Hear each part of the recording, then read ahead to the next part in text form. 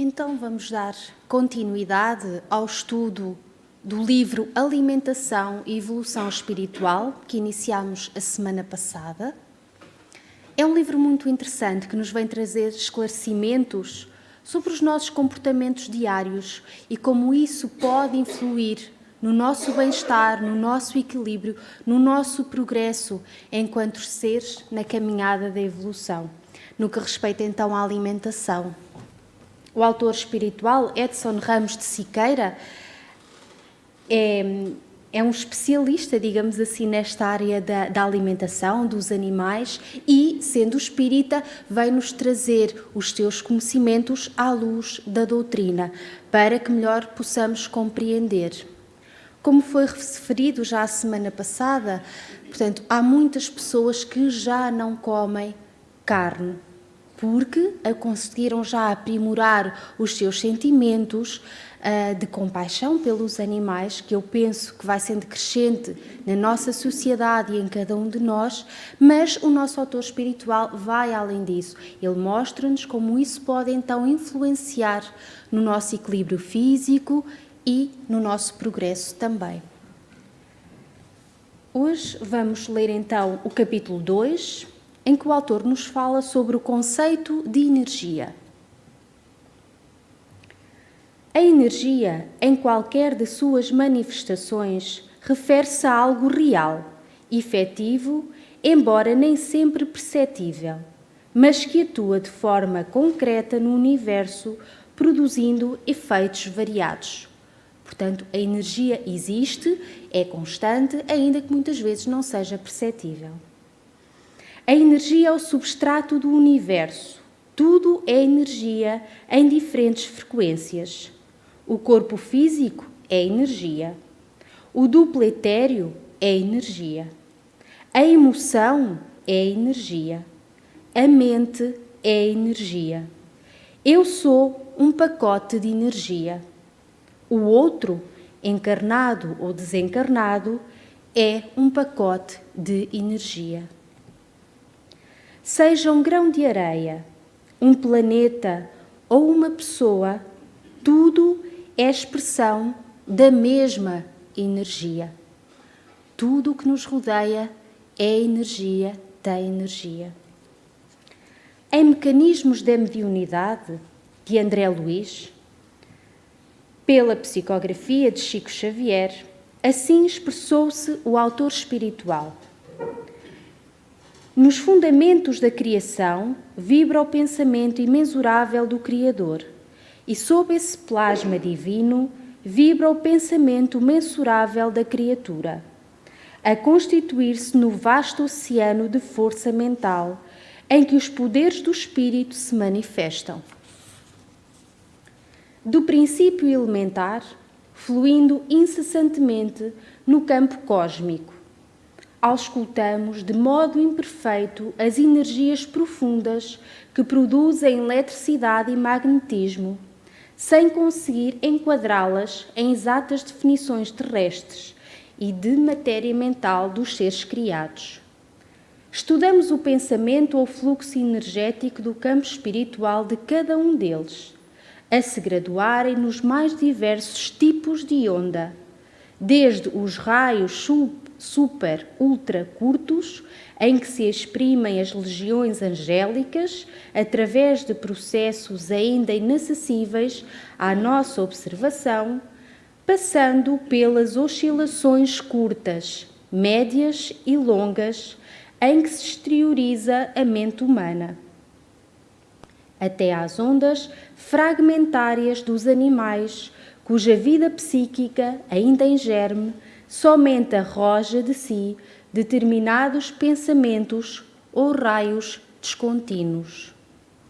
Então, neste parágrafo já ficamos também a perceber que as ondas energéticas emitidas pelos diversos seres são diferentes consoante a evolução espiritual de cada um deles, passando também pelos animais em que as ondas são descontínuas, dado ainda as suas imperfeições, ainda a sua falta de evolução, não é? Então tudo é caracterizado pelo ser que as emite. Assim vai sendo o comprimento e as características das próprias ondas emitidas. Na sucessão dos dias, a cada passo que damos em direção ao futuro, aumenta a consciência das pessoas e dos estudiosos particularmente a respeito dos componentes energéticos da vida e de suas consequências. É uma realidade. Cada vez mais nós vemos pessoas a estudar, a falar em energia. Há uns anos atrás, 10, 20, 30 anos, não se ouvia tanto. Agora a energia gradualmente vai despertando a curiosidade das pessoas. Considerando-se a questão energética, é bastante esclarecedora a elucidação do espírito Joseph Kleber. Todos os corpos animais, incluindo o do homem, que se localiza em estágio superior na escala evolutiva, têm a característica de absorver intensamente e de forma plena a energia de que precisam por meio de uma série de procedimentos, identificados como nutrição energética, a qual mantém o reservatório de fluidos vitais, o duplo etéreo, em constante funcionamento.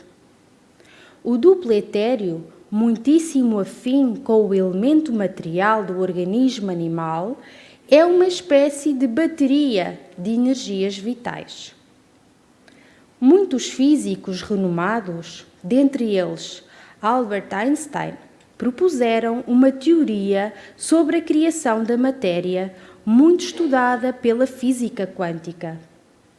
A matéria é simplesmente a condensação de um substrato de energia vibrante universal, feita de determinadas formas e densidades de energia. Ou seja, matéria é energia condensada e energia é matéria em estado radiante. Portanto, Einstein via energia em toda a matéria há muitos anos atrás. Portanto, ele já tinha essa lucidez. Einstein era um espírito já evoluído e já nos trouxe estes conceitos há tantos anos, e hoje a física quântica aproveitou essas informações para aprofundá-las e para estudá-las também. Ao analisar a obra de Allan Kardec, observa-se que os conceitos de energia e matéria nela contidos vêm ao encontro da teoria elaborada pelos físicos da atualidade. A seguir, há alguns trechos em que o organizador do Espiritismo discute essas questões. Há um fluido etéreo que enche o espaço e penetra os corpos. Esse fluido é o éter, ou matéria cósmica primitiva, geradora dos mundos e dos seres. Então, há uma energia primária que, através dela, tudo é gerado. Tudo o que se pode dizer e podeis compreender é que os mundos se formam pela condensação da matéria disseminada pelo espaço. Nada é por acaso. Há uma energia que forma, que condensa e que, através desse processo, assim são criados os planetas, as galáxias e por aí fora. Portanto, tudo tem uma organização muito inteligente, muito organizada. E tudo Deus organiza da melhor forma também. O espírito e a matéria são dois elementos constitutivos do universo. O princípio vital forma um terceiro? Uma questão. E o autor esclarece, sem dúvida, é um dos elementos necessários à constituição do universo, mas ele tem sua fonte na matéria universal modificada. É para vós um elemento como o oxigênio e o hidrogênio, que todavia não são elementos primitivos, visto que tudo parte de um mesmo princípio. Resulta daí que a vitalidade não tem seu princípio num agente primitivo distinto, mas numa propriedade especial da matéria universal, em razão de certas modificações. Esta é então a questão 64. Dando continuidade a uma última questão colocada por Allan Kardec, a ponderabilidade é um atributo essencial da matéria? Da matéria como a entendeis, sim, mas não da matéria considerada como fluido universal. A matéria etérea e sutil que forma esse fluido é imponderável para vós, e nem por isso é menos o princípio da vossa matéria pesada. Portanto, concluindo aqui este trecho de algumas questões, ainda tanto está por nos explicar e ainda tantas são as nossas dificuldades e as nossas incapacidades para compreender como tudo é energia, como toda a energia se forma ao nosso redor nas mais pequenas áreas, não é? Desde a matéria ao princípio espiritual, ainda os espíritos trazem-nos ainda umas pequenas noções, umas suaves noções, para, de acordo com a nossa evolução, nós irmos aprofundando estes estudos, porque estou certa que haverá uma imensidão de coisas para aprender e para estudar, porque tudo isto é complexo. Os seres vivos são organismos complexos, dotados de energia vital, responsável por todos os processos mantedores da vida do corpo físico, propiciando as condições necessárias para o estágio da alma no plano físico. Vivemos mergulhados num universo de energia, porém é nossa mente que decide quanto, quando e como captá-la. É nosso estado mental que nos faz perder mais ou menos energia. Olhem que afirmação tão importante. Somos nós que decidimos quanto, quantidade, quando, entendermos, e como captá-la. Então, afinal, tudo está nas nossas mãos e nós temos um poder. Nós somos motores, geradores constantes e absorvemos também constantemente, mas não temos ainda essa noção no nosso dia-a-dia. Nós ainda não nos revemos dessa forma nem com essa importância. Mas tudo depende de nós, não é? Perdermos energia também depende de nós, da forma como nós a gerimos. Ou seja, o estar em equilíbrio ou não, depende exclusivamente de nós, de nossas escolhas, do grau de expansão da consciência, da nossa evolução espiritual, do nosso aprendizado, da nossa evolução nas diversas áreas. Portanto, tudo realmente nós precisamos aprender e a evolução faz-se mesmo necessária para o nosso bem-estar.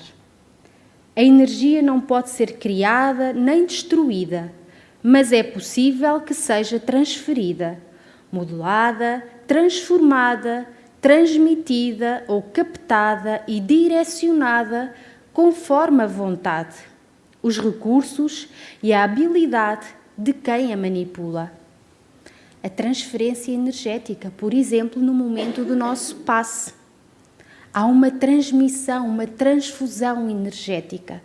Percebem? Nós não a podemos criar nem destruir, como diz aqui o nosso autor, apenas transferi-la e manipulada de acordo com a vontade dos irmãos espirituais também presentes.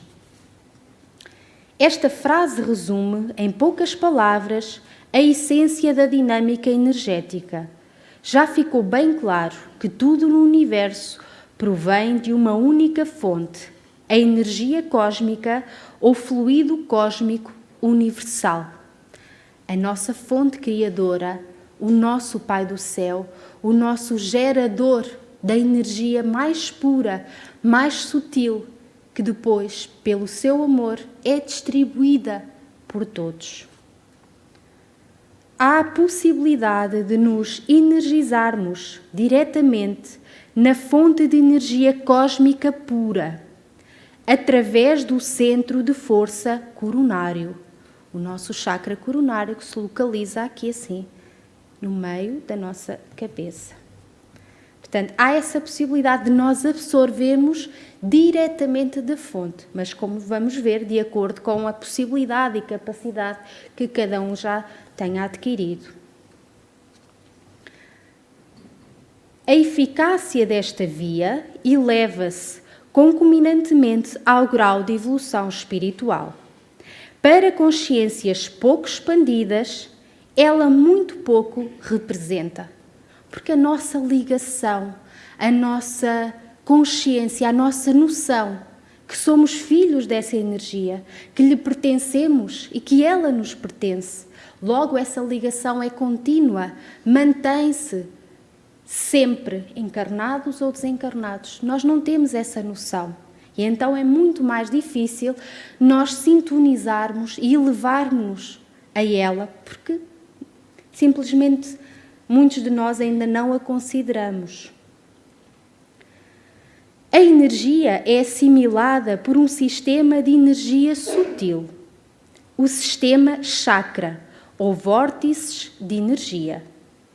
São órgãos de percepção e transmutação de energias extrafísicas, de vital importância para a manutenção da saúde e da harmonia biológica, psicológica e espiritual, sendo fundamentais para todos que se propõem atingir estados superiores de consciência e ou sua evolução espiritual. Nós temos, ao longo do nosso corpo, como vamos ver mais à frente, pontos de absorção energética. Esses pontos são de real importância para o nosso bem-estar. O equilíbrio desses pontos é fundamental para o equilíbrio de todo o nosso ser, físico e espiritual. Eles existem, ainda que não sejam visíveis ou perceptíveis à grande maioria de nós. O físico norte-americano Brody Joy, citado por Gabriel Cosen, definiu os chakras, ou centros de força, como um sistema de transdução interdimensional, afetado pelo pensamento, podendo converter matéria em diversos níveis de energia mais sutil e transmiti-la aos sistemas físicos. Retenho aqui, são afetados pelo nosso pensamento. Eu diria, pelo nosso espírito, pela nossa essência, tudo o resto vai sendo afetado também. A luz do Sol é a forma menos densa de energia cósmica à nossa disposição, e o seu espectro visível aos seres humanos é constituído por 7 cores. Os centros de força, descritos com base na obra Entre a Terra e o Céu, de André Luiz, psicografada por Chico Xavier, também são 7 principais e cada um absorve uma cor do espectro solar visível. O chakra coronário possui alto potencial de radiações, por estar diretamente ligado à mente, a sede da consciência. Ele recebe os estímulos do espírito, comanda os demais centros de força, é o responsável pelas energias de sustentação do sistema nervoso, alimentando as células do pensamento e provê todos os recursos eletromagnéticos essenciais à estabilidade do organismo. A sua cor, violeta.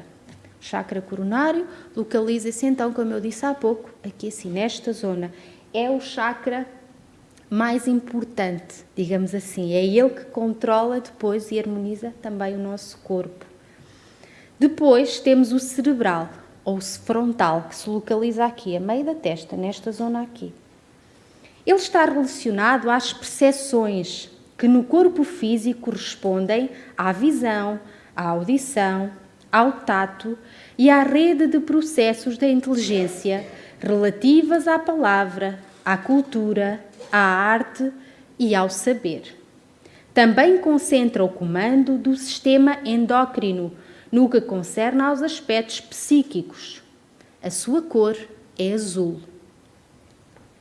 O laríngeo comanda os fenómenos vocais, as atividades do timo, da tiroide e das paratiroides. A sua cor, ciano. Portanto, aqui nesta zona da nossa garganta. Depois temos o cardíaco, que se localiza sob a zona do coração. Ele está ligado às emoções e ao equilíbrio geral. A sua cor é verde. Depois, o esplénico. No corpo físico está na altura do baço, sobretudo para o lado esquerdo, regulando a distribuição e a circulação dos recursos vitais por todos os órgãos. A sua cor, amarela. Depois temos o chakra gástrico, responsável pela absorção dos elementos vitais do alimento por nosso veículo carnal. O nosso estômago, e faz todo o sentido a quando da leitura deste livro, existe um chakra adstrito àquela zona, um ponto de energia. Vêem como aquilo que nós comemos, que nós absorvemos depois, vai influenciar também o nosso sistema energético? É verdade, por ali a absorção dos alimentos vitais. A sua cor, laranja.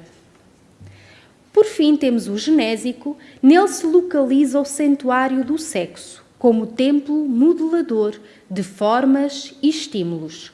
A sua cor, vermelha.